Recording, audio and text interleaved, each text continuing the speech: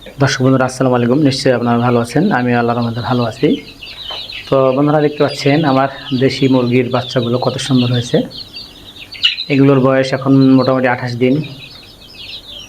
তো 28 দিনে বাচ্চার সাইজগুলো আপনারা বুঝতে পারছেন। মোটামুটি 200 গ্রাম থেকে শুরু করে 240 গ্রাম পর্যন্ত ওজন, যেগুলো একটু বড় সেগুলো 240 গ্রাম, মোটামুটি অ্যাভারেজ 200 গ্রাম ওজন হয়েছে, এগুলো দেখতে পাচ্ছেন। আর এখানে আমার এগুলোর বয়স মোটামুটি 7 দিন।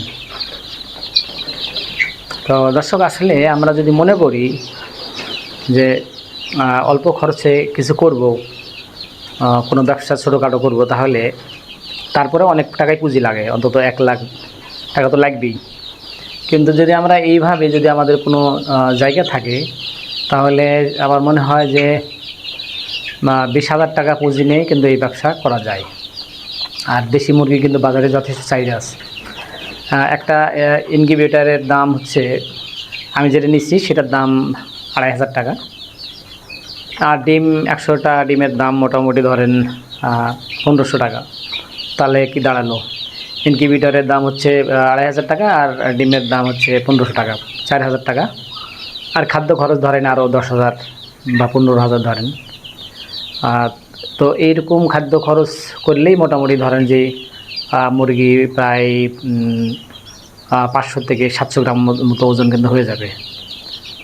তখন দেখা যাবে যে একটি মুরগির প্রায় দাম যদি 700 গ্রাম হয়, তাহলেও মোটামুটি 300 টাকার উপরেই হয়, প্রায় 400 টাকার কাছাকাছি। তো আসলে এত অল্প টাকা খরচ করে কিন্তু আমরা ইচ্ছা করলে একটা ভালো দেশি মুরগিতে একটা ভালো লাভ করা সম্ভব আর কি। তো যদি মনে করি আমরা সবাই যারা আমাদের ছোটোখাটো জায়গা আছে যেগুলোতে হয়তো মুরগি পালন করা যাবে, এরকম জায়গা থাকলে আমরা কিন্তু সবাই ইচ্ছা করলে এই দেশি মুরগি পালন করতে পারি। আর দেশি মুরগির কিন্তু রোগবালাই খুবই কম হয়।